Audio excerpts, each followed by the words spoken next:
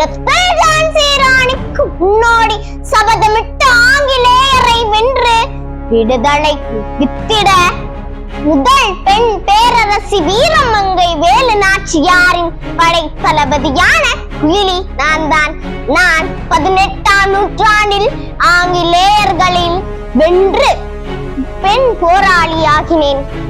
வெள்ளையர்களை பெண்கள் படை வீழ்த்தி வெள்ளையர்கள் அனைவரும் ஆயுத கிடங்கை நோக்கி ஓடினர். அங்கிருந்த நான் என் உடல் முழுக்க எரியும் தீயோடு வீரவேல் வெற்றிவேல் என்று அண்டம் போடிப்பட கத்தியபடி ஆயுத கிடங்கில் குதித்தேன்.